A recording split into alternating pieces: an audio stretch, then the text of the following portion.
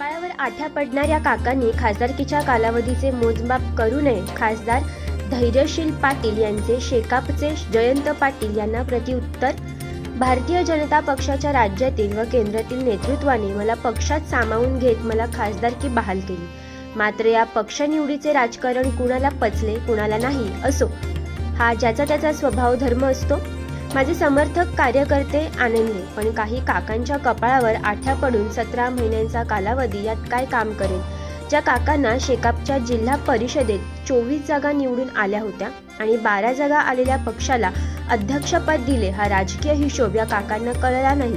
ते माझे काळजी करत आहेत असा टोला यावेळी खासदार धैर्यशील पाटील यांनी शेकापचे जयंत पाटील यांना लगावला आहे.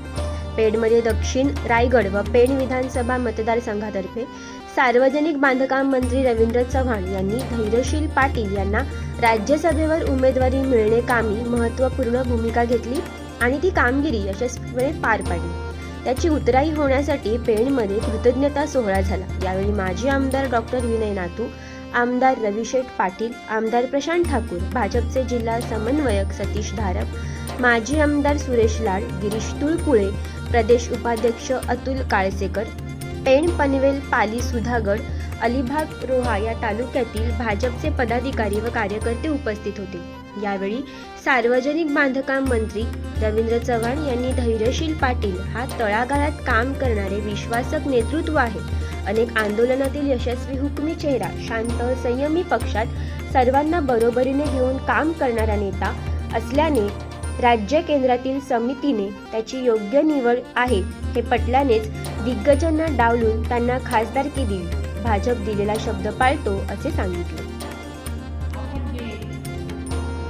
सामान्य जनतेला जे जे सांगितलं किंवा जे संबोधलंय त्याच्या प्रत्यक्ष कृतीला वेळ न दवडता आपण सर्वांनी मिळून कामाला सुरुवात करूया, एवढंच या प्रसंगी सांगतो.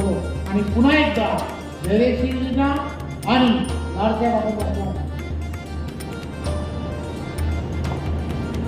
लाडसाहेब इथेच बसले, त्यामुळे लाडसाहेबांना सुद्धा मी फक्त एवढीच आठवण करून देतो की तुम्ही सुद्धा आप भी कतार में है.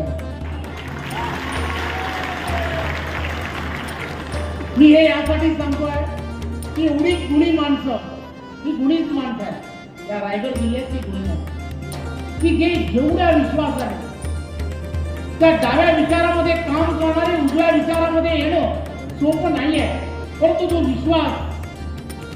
विश्वास जो आहे तो यांचा सर्वांचा जो आहे, याला सुद्धा आम्हाला कुठेतरी तडा जाऊ देणं ही सुद्धा जबाबदारी आमची आहे आणि आम्ही जाऊ देणार नाही हे या जबाबदारीवरून म्हणतो. आणि पुन्हा एकदा आपण सर्वांच्या वतीने रायगड जिल्हा हा 100% दिशेने आपण सर्वांनी नेऊया, एवढंच सांगतो. धन्यवाद. जय हिंद, जय महाराष्ट्र. सागर डिजिटलच्या YouTube चॅनेलला लाईक करा, शेअर करा, सबस्क्राईब करा आणि अशाच ताज्या घडामोडी नियमित पाहण्यासाठी बेल आयकॉनला प्रेस करा.